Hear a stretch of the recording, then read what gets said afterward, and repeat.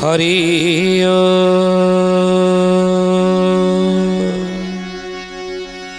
ओम भूर्भुवः स्वः तत्सवितुर्वरेण्यं भर्गो देवस्य धीमहि धियो यो नः प्रचोदयात्। नमस्ते अच्युतानन्दं नमस्ते जगन्नाथाय नमो जसवन्तानन्दं बलराम नमो नमः बलराम नमो नमः। बोलिए महापुरुष अच्युतानंद जी की शुद्धि जनी ज्ञानी गुणी मंडली। आज अध्यायर आलोचना को आपण मानक स्वागत जनाऊँ। आज मालिका वचन आलोचन आम आलोचना करने को जाऊँचे। आज को 600 वर्ष तले उत्कलीय पंच सखा अच्युत आनंद जसवंत जगन्नाथ बलराम जो पंच सखा माने कलिजुगर भविष्यत को लक्ष्य करी जो भविष्यत बाणी कर दी जाइछंती तांकर शिष्य प्रशिष्य निकटरे एवं सेई भविष्यत बाणी भितरु गोटे शिवकल्प नवखंड निर्घंट ये ग्रंथ होची अन्यतम। से शिवकल्प नवखंड निर्घंटरे अच्युतानंद महापुरुष गोटे पद लिखिछंती कौन ना ग्रामे ग्राम दिया अपूजा रहिबे वृंदावती फिंगी देबे बहुल वृंदावती फिंगी देबे मणिष तैयारी करी छंदी परा कथा कहिब कि केबे। जय जगन्नाथ जय जगन्नाथ जय जगन्नाथ जय जगन्नाथ। कले ग्रामे ग्राम दिया अपूजा रहिबे वृंदावती फिंगी देबे। कले हे रामचंद्र समय आसीब ये संसार रे सारा मानव जाति पाई गोटे इमिति समय आसीब इमिति गोटे घड़ी आसीब मुहूर्त आसीब जो मुहूर्त जो समय रे कि ग्रामर दिय देवता माने अपूजा रहिबे। ग्राम देवती माने दिय देवता माने एमाने अपूजा रहिबे। अन्य अर्थ रे कहिया गले प्रवेश प्राय निषिद्ध कर दिया जीव भक्तमान जेतबेले कागज कलम नथिला तालपत्र एवं लेखनी द्वारा देखंतु ये माने किमिति वज्रवाणी कर दी जाइछन। तो सेहिति पे कहले देव तीर्थ मान पूजा ने नहिब शिवालय करी रति बहुल शिवालय करी रति 5-7 वंशी बसी करी एक ठाबे न होइबे जाति। जय जगन्नाथ जय जगन्नाथ जय जगन्नाथ जय जगन्नाथ। कहले देव तीर्थ मान पूजा जे नहिब शिवालय करी रति। महापुरुष देखंतु दृढ़ोक्ति दौचंदी बाबूरे पूर्व भानु अबा पश्चिमे जीव ये अच्युत वचन मिथ्या नहिब। पूर्वर सूर्य पश्चिम रे उदय हेबा बरं संभवपर ही पारे। उदयति यदि भानु पश्चिम दिग विभागे विकसति यदि पद्मं पर्वतानां शिखाग्रे के प्रचलति यदि मेरो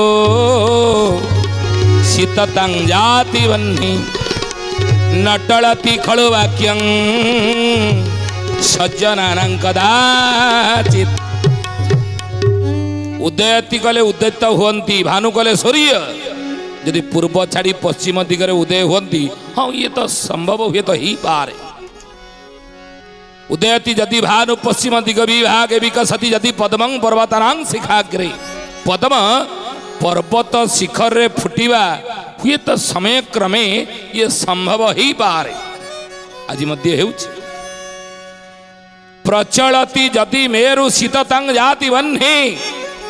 प्रचलति कहले यदि चल प्रचल हुअन्ति प्रचलति यदि मेरु कहले पहाड़ ये मेरु पहाड़ ये चल प्रचल हवा हुए तो समय क्रमे ये असंभव संभव हुए तो ही पारे शीत तंग जाति बन्ही बन्ही कले अग्नि सी उत्ताप प्रदान करने छाड़ी हुए तो समय क्रमे ये शीतलता प्रदान करने संभव ही पारे किंतु न टलती खड़ो वाक्यं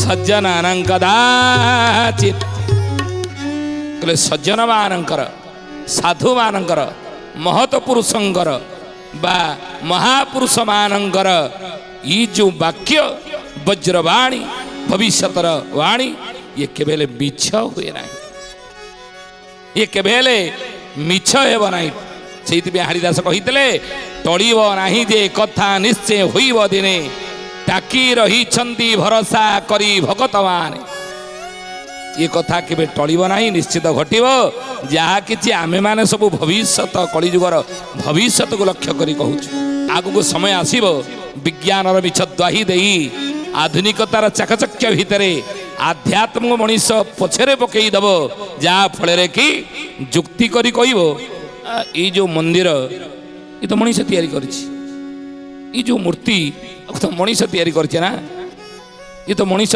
कृत ना ये कौन केबे कथा कहब पत्थरर मूर्ति ये जो काठर मूर्ति ये जो दिय देवता ये कौन केबे कथा कहिबे कि ना जदि कथा न कहिबे ताले पूजा करिबा कौन पे समय आसी महापुरुष लिखिछनि माने से समय निकट भविष्य हाँ तो अनेक जगह आसिलानी निकट भविष्य से समय निश्चित समस्त आम देखा आसब पुणी महापुरुष आहरी कहते देवतीर्थ मान पूजा जे नहिब शिवालय करी रति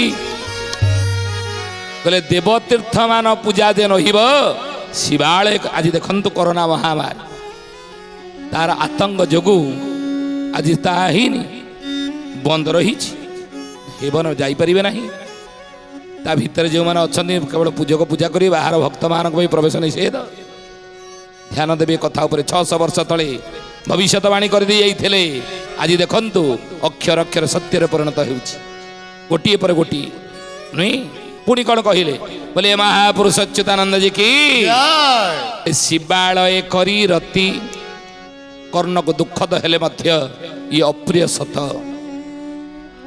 आम शुणिया को तो कष्ट लगी पारे आमको शुणिया को शुणिले हुए तो आमको जदि आध्यात्मिक चेतना आम भीतर रही ईश्वर विश्वासी जदि आम जदि नीति नियम चलिया पसंद करुचे ताले हुए तो आमको कष्ट निश्चित लगे ये भविष्यवाणी शुणिक किंतु आज तो ये घटना आउ न घटिक आउ रही ना ना घटी सारा अनेक ये घटना गुड़िक सब घटी चली आखिर आम देखा उदाहरण आज अभाव ना समाज आउ 5-7 विंश बसी एक ठावे नहिबे पुणी जे जाति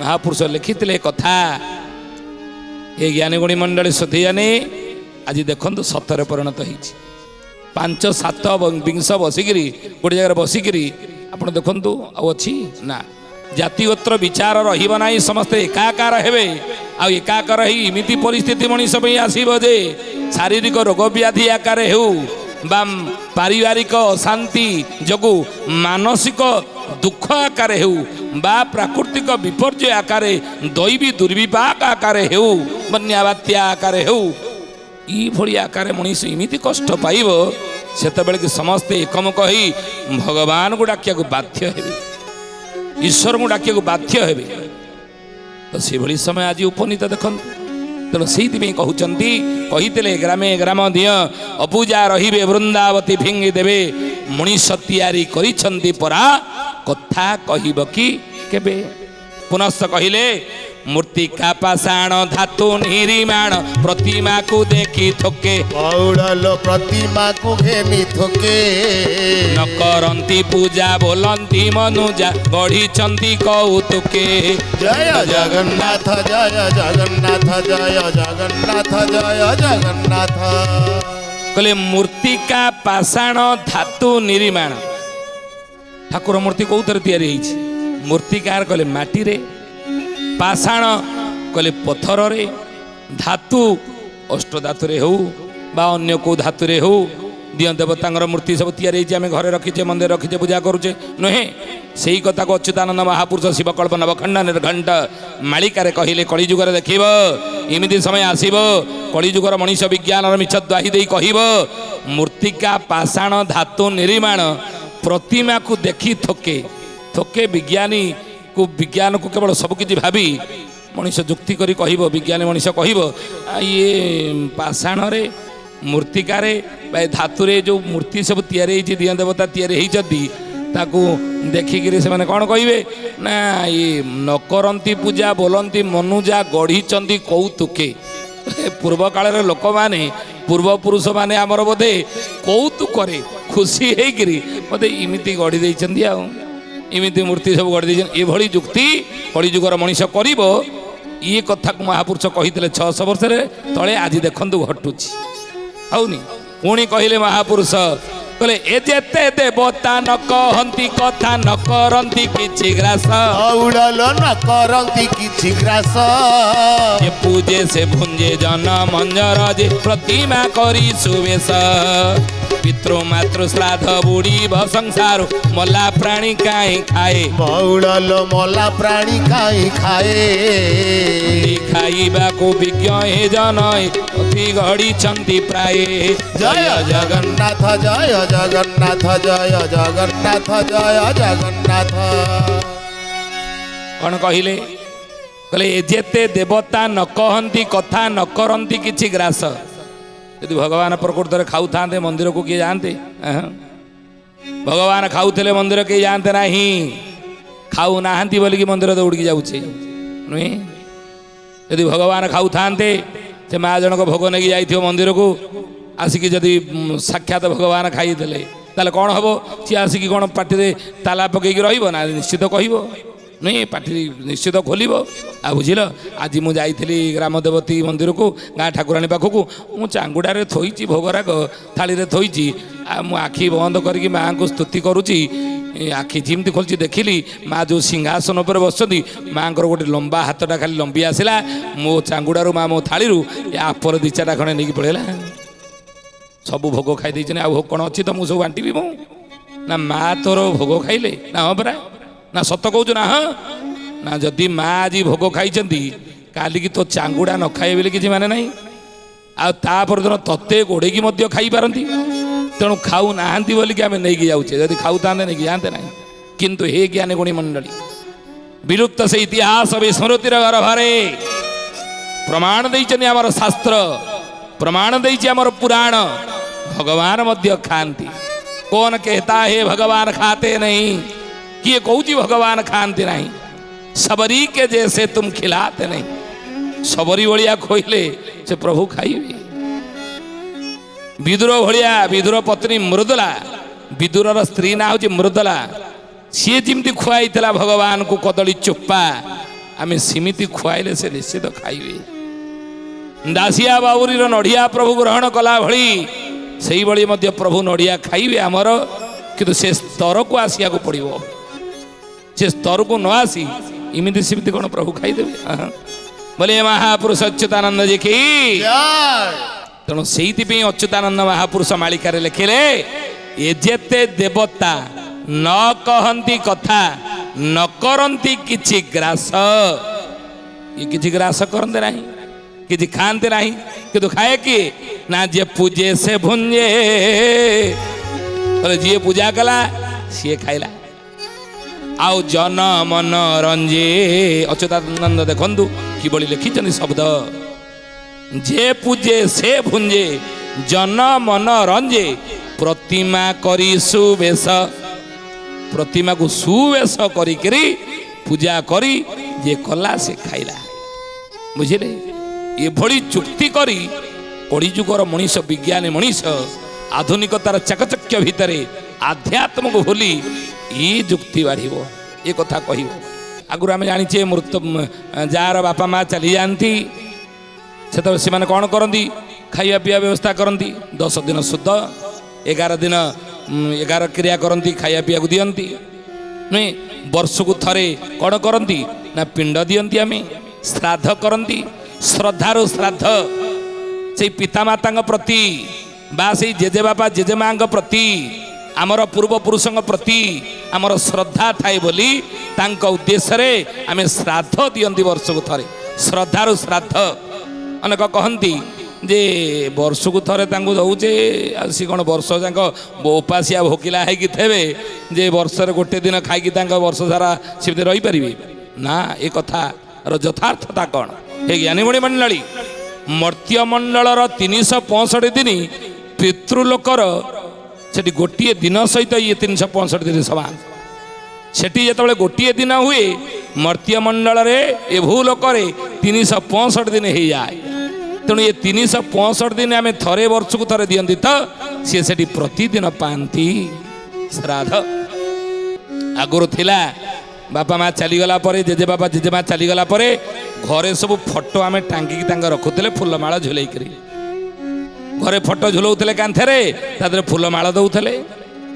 କିନ୍ତୁ ବର୍ତ୍ତମାନ ବାସ୍ତୁଶାସ୍ତ୍ରରେ ଆମେ କ'ଣ ନେଉଛେ?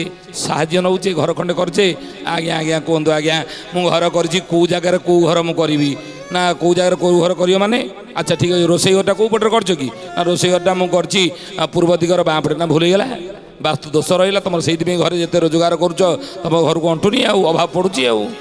ନା ତାହେଲେ କ'ଣ ଭୁଲ ହେଇଗଲା? ନା ବାସ୍ତୁ ଦୋଷ ଅଛି। ନା ତାହେଲେ କ'ଣ କରିବା କଥା? ନା ପୂର୍ବ ଦିଗର ଡାହାଣ ପଟେ ଅଗ୍ନିକୋଣରେ ତମେ ରୋଷେଇ ଘର କରିବା ଦରକାର ଥିଲା, ବାମ ପଟରେ ଈଶାନ୍ୟ କୋଣରେ ଠାକୁର ଘର କରିବାର ଥିଲା। ଆଉ ଆଚ୍ଛା ଇଏ କ'ଣ ଟାଙ୍ଗିଛ ତମେ ଘରେ? ନା ମୋ ବାପାଙ୍କର ଫଟୋ ଚାଲି ଯାଇଛନ୍ତି ତ ତାଙ୍କ ଫଟୋରେ ପୁରା ନାଇଁ ନାଇଁ ଏଠି ରଖିବନି, ଫଟୋ ରଖନି, ମଲା ଲୋକଙ୍କର ଅସୁବିଧା ହେବ, ବାସ୍ତୁ ଦୋଷ ରହୁଛି। ତେଣୁ ହେ ଜ୍ଞାନୀ ଗୁଣୀ ମଣ୍ଡଳୀ, ଆଧୁନିକତାର ଚାକଚକ୍ୟ ଭିତରେ ଆମେ ପିତାମାତାଙ୍କର ଫଟୋ ଟାଙ୍ଗିବାକୁ ମଧ୍ୟ ଘରେ ମୃତ ପିତାମାତାଙ୍କର ଦିବ୍ୟଙ୍ଗତ ପିତାମାତାଙ୍କର ଫଟୋ ଟାଙ୍ଗିବାକୁ ମଧ୍ୟ ମନ କରୁନାହାନ୍ତି, ସଂକୋଚ କରୁଛି। ଶ୍ରାଦ୍ଧ ଦେବା କଥା ଦୂରେ ଥାଉ, ଫଟୋଟି ଟଙ୍ଗା ହେଇଥିଲା ବେଳେ ସବୁଦିନ ଆମେ ଦେଖୁଥିଲେ, ମନେ ପଡ଼ୁଥିଲା ଆମ ବାପାଙ୍କର ଶ୍ରାଦ୍ଧ ଏଇ ଦିନ ପଡ଼ିବ, ଆମ ମାଆଙ୍କର ଶ୍ରାଦ୍ଧ ଏଇ ଦିନ ପଡ଼ୁଛି। ତଳେ ଲେଖାଯାଉଥିଲା ତିରୋଧାନର ଦିବସ, ମନେ ରହୁଥିଲା। କିନ୍ତୁ ଆଜି ଦେଖନ୍ତୁ ଅଛି ନା ପିତୃ ମାତୃ ଶ୍ରାଦ୍ଧ ବୁଡ଼ିବ ସଂସାର, ଧୀରେ ଧୀରେ ବୁଡ଼ିଲାଣି, ଅନେକ ଜାଗାରେ କରୁନାହାନ୍ତି। ଆଉ ଯୁକ୍ତି କରି କହିବେ ମଲା ପ୍ରାଣୀ କାହିଁ ଖାଏ? ତ ଯିଏ ମରିଗଲା ସେ ତ ତରିଗଲା, ଆଉ ସେ କ'ଣ ଖାଇବେ ଯେ ଆମେ କାହିଁକି ଦେବା? ଭଣ୍ଡି ଖାଇବାକୁ ବିଜ୍ଞଜନ ମାନେ ଶାସ୍ତ୍ର ଗଢ଼ିଛନ୍ତି ପ୍ରାୟ। କାହିଁକି ବର୍ଷକୁ ଥରେ ଶ୍ରାଦ୍ଧଟିଏ ହେଉଛି? ନା କଳିଯୁଗର ବିଜ୍ଞାନୀ ଲୋକମାନେ କହିବେ ଯୁକ୍ତି କରିକି ଏ ଭଣ୍ଡିକିରି ଖାଇବା ପାଇଁ ଏ ବିଜ୍ଞ ଲୋକମାନେ ଶାସ୍ତ୍ର ସବୁବେଳେ ତିଆରି କରିଛନ୍ତି, ଶାସ୍ତ୍ର ଗଢ଼ିଛନ୍ତି ଆକୁ ଆଉ। ତେଣୁ ହେ ସୁଧୀଜନେ ଜ୍ଞାନୀ ଗୁଣୀ ମଣ୍ଡଳୀ, ଆଜି ଦେଖନ୍ତୁ ଏ ଘଟଣା କେତେ ସତ। ମହାପୁରୁଷ ସେଇଥିପାଇଁ ଅଷ୍ଟଗୁଜରେ କହିଲେ କେ ଦେବତା କେଉ ଭକତା କେ କାହାକୁ ପୂଜିଲା, କେ ଭୋଗ ରାଗ କରାଉଛି, କେହୁ ଗୋଟା ଭୁଞ୍ଜିଲା।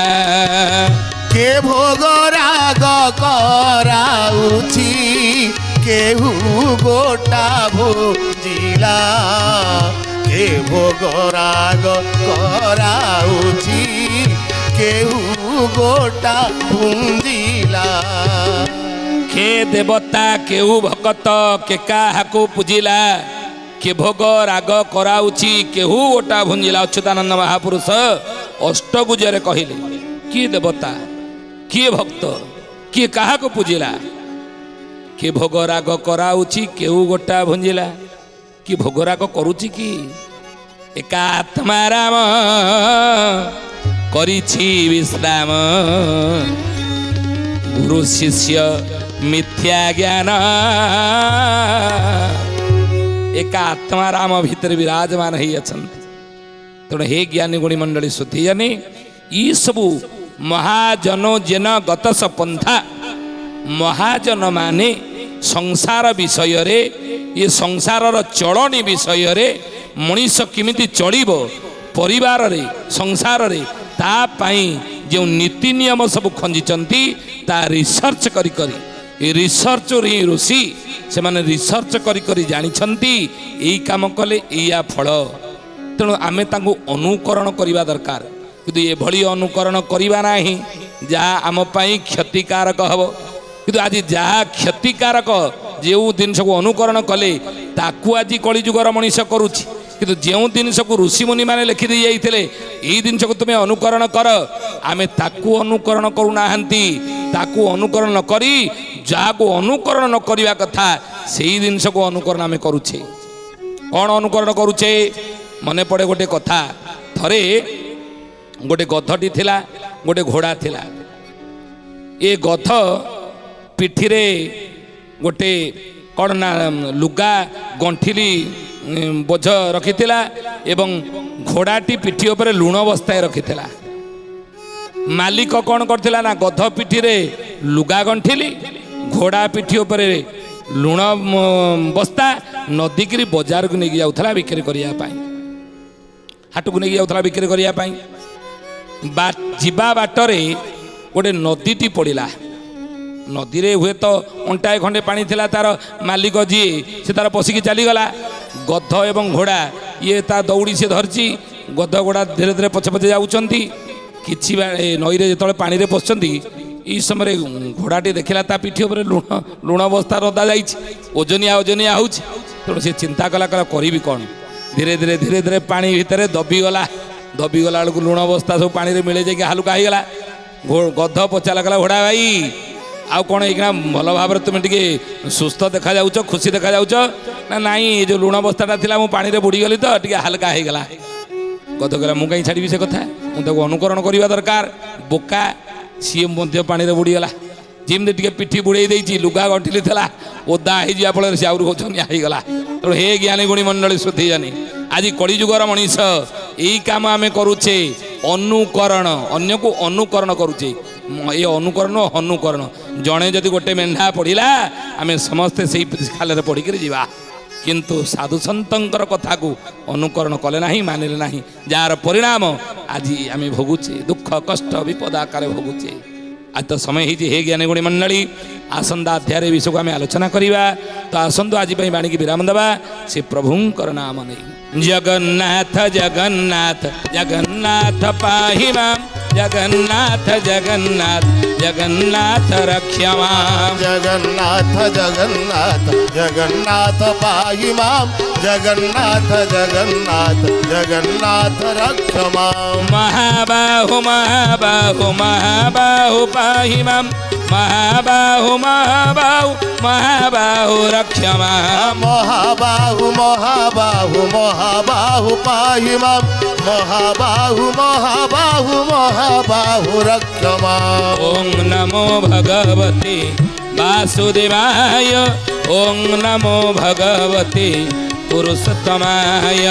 ଓಂ ନମୋ ଭଗବତେ ବାସୁଦେବାୟ, ଓಂ ନମୋ ଭଗବତେ ପୁରୁଷୋତ୍ତମାୟ। ସୁଧିଜାନି, ଆଜି ପାଇଁ ଏଇଠାରେ ବାଣୀକି ବିରାମ ଦେବା, ପୁଣି ଆସନ୍ତା ଅଧ୍ୟାୟରେ ଭେଟ ହେବା। ରହୁଛୁ ହରି ଓମ୍ ଶାନ୍ତି ଶାନ୍ତି ଶାନ୍ତି ସର୍ବାରିଷ୍ଟ ସୁଶାନ୍ତିରେ ଭବତୁ। ପ୍ରାର୍ଥନା ଆମ ଆନନ୍ଦର ଉତ୍ସ।